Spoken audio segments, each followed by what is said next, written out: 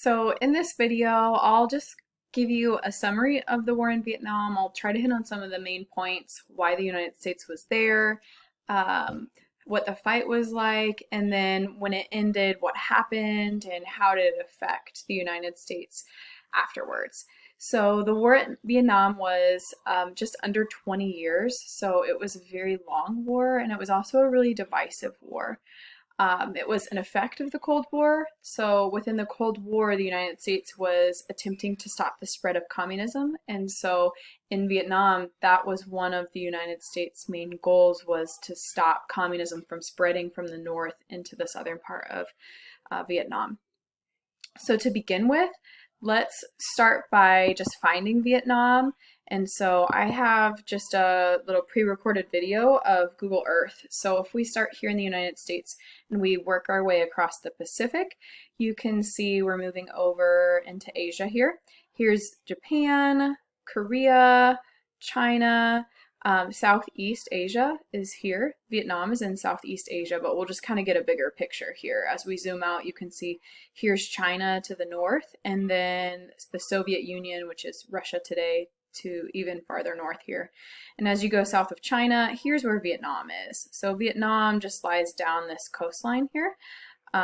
Vietnam shares a northern border with China, so you'll kind of see the border start to appear here. Here's the northern border of Vietnam, and then down Vietnam it shares a border with Laos, and down here is Cambodia. And so that kind of gives you an idea of where Vietnam is. It lies in the Southeast Asia, and it's just across the Pacific over here from the United States. So to give a little background on Vietnam, after World War II, Vietnam becomes North Vietnam and South Vietnam. And so we've already learned about the Korean War, which was a really similar situation where after World War II, Korea is split between the North and the South. So very similar, Vietnam was split between the North and the South. And so in the North, just like in Korea, communism was the government system, and in the South, a democracy was set up. And so one of the United States' main goals during this era was to support democracies around the globe. And so the United States sent economic aid under the Marshall Plan and military support under the Truman Doctrine to South Vietnam to support South Vietnam. If you remember from class, the United States was really fearful that a domino effect would happen, that if North Vietnam took over South Vietnam, that it would create a domino effect and that other countries in Southeast Asia would fall to communism. And so that also was a reason why the United States felt strongly about being in South Vietnam, because they didn't want many more nations becoming communist. And so the hope was that if the U.S. could help support South Vietnam and strengthen South Vietnam, that no other nations would fall to communism either. And so this started after World War II. So after World War II, President Truman is the president from the end of World War II, and then Eisenhower becomes president. President Eisenhower and President Kennedy both send economic aid, military support, and political advisors even before war even starts. And so the U.S. is involved in South Vietnam from the end of World War II and then all the way through the war, all the way into the 70s. And so it's a long-lasting conflict in Vietnam. So a few things I already mentioned. The U.S. cared about democracy around the globe, did not want to spread communism, sent money and troops as to support democracies around the globe through the Marshall Plan and the Truman Doctrine. And the Korean War was a previous hotspot of the Cold War that was a precursor that was before the war in Vietnam. Okay, so let's start. We already know that troops were in South Vietnam, and really it wasn't necessarily troops, but just military support. So there wasn't a war to start with. It was just after World War II, the United States is sending money and help to try to just help maintain the government in South Vietnam. So what really gets this going into full-scale war is an incident called the Gulf of Tonkin incident. The Gulf of Tonkin is here in this map. This is up near, this red region is North Vietnam. And so this region is where this incident happens. There was a ship in the Gulf here. It was a U.S. destroyer. It was called the USS Maddox. And this ship was fired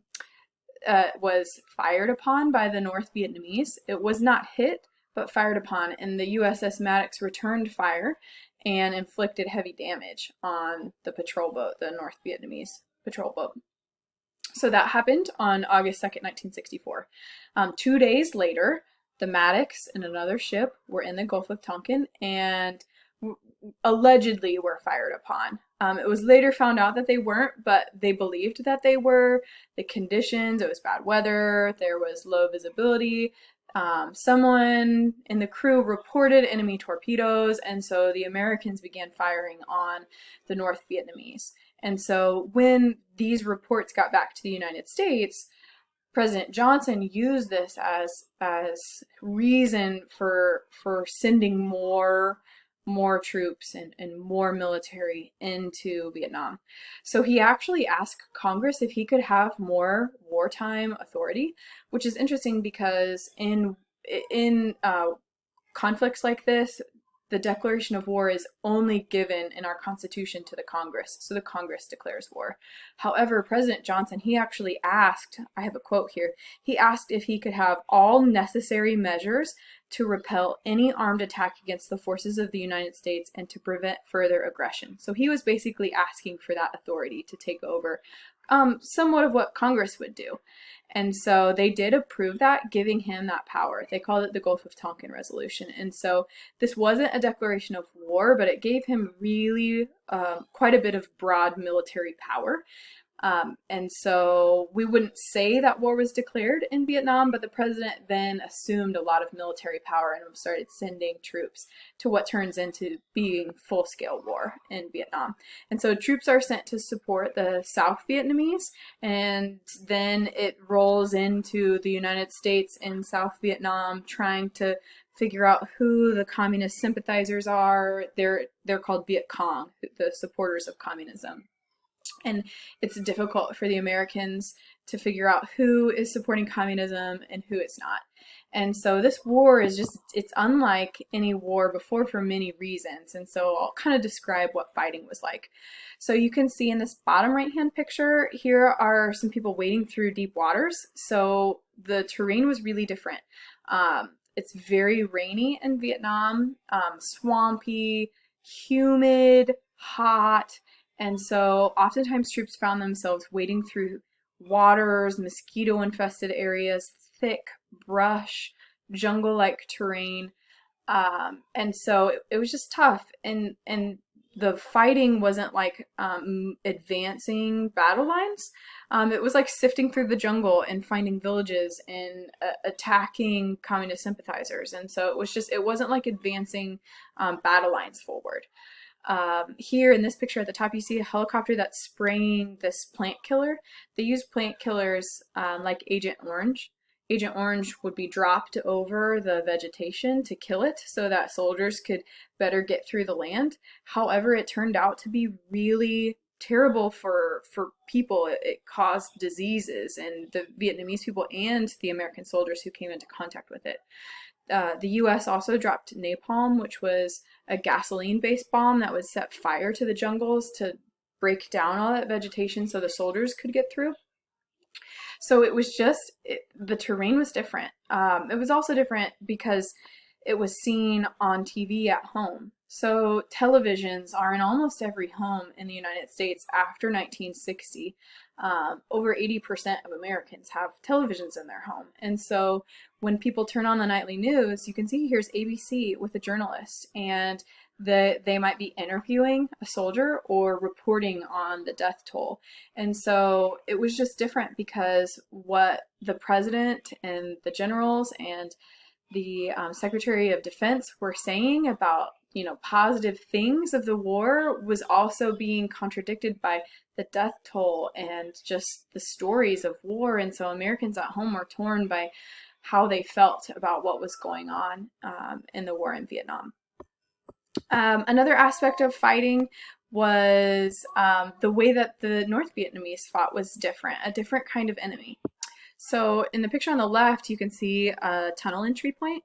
The North Vietnamese had an intricate system of tunnels that went between villages across Vietnam. And so a lot of times from an airstrike, they would have been safe if they were underground.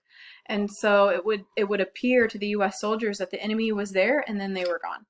And they used this intricate tunnel system that often hid them from the American soldiers.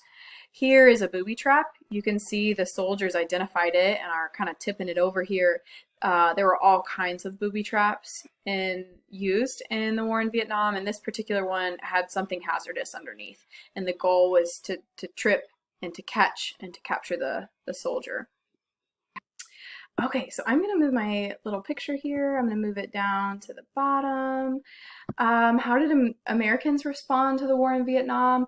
So it was divisive. There, in the beginning, Americans were overall, a majority were supporting the efforts in Vietnam, but as it drug on, this was almost 20 years in Vietnam, the tides kind of started to change, and the consensus, the agreement, the unification about being in Vietnam started to change. And so you can see that in these two photographs. Here's a protest against the war in Vietnam for peace. It says "End the war in Vietnam." Down here you can see there's a protest on the opposite side. Let's demand victory. Let's keep going. Let's keep fighting. Here you can see, I'm going to move my picture again, these ladies here. It says, "Until Americans stop killing and being killed in Vietnam, a silent vigil." And so they're against the war in Vietnam. And so these two sides began to develop as the war went on. These photographs would represent doves, people who were called doves who were supporting peace and ending the war. And this photograph here were people who were supporting the war and continuing the fight. They were called hawks.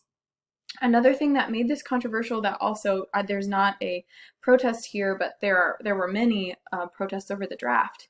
The draft selected men between 18 and 26 to go to the war. And people who didn't want to were trying to find deferments to try to delay their service. They would have either tried to get a physician, a doctor, to see if they had any medical conditions. They would enroll in classes to be a college student just to try to get out of the draft. So, like I said, the war lasted almost 20 years. When President Nixon came in as president, he said that he would start pulling troops out of Vietnam. But that was still a few years. It wasn't until 1975 that the United States completely came out of Vietnam. But the war was just an agreement to stop fighting. It was a ceasefire. It wasn't necessarily something that was won. So it was an agreement between North and South Vietnam and the United States, and the United States said they would pull all the troops out. And so when all the troops left, you can see here is Nixon talking about his plan. I'm going to pull my picture over here. When all the troops left, North Vietnam then took over South Vietnam, and the South called upon help, and the United States, they were done. It was over. And so the South could not maintain their own, and the North took over, and Vietnam is a communist country to this day. So as far as what does this mean, what's the legacy for the war in Vietnam? To start off with, there were 2 million North and South Vietnamese people who died in this war. There were 58,000, about 60,000 Americans who died, and 300,000 who were wounded. So a huge impact on lives. As far as how to impact people at home, people became more cautious on what the United States should be involved in outside of our country, and kind of cynical of the government and what they're saying and what's happening. Veterans weren't received the same way as generations past when they came home from war. There weren't victory parades and victory bands and celebrations because people were bitter over the war. And so it wasn't the same. Congress passed the War Powers Act that limited the power that the government had, or I'm sorry, that the president had. They said that the president must inform Congress within 48 hours of sending troops to a hostile area without declaration of war. And troops can't remain there for more than 90 days unless Congress approves a declaration of war. And so kind of like pulling their power back to Congress, these war powers. And so that's the war in Vietnam in 15 minutes.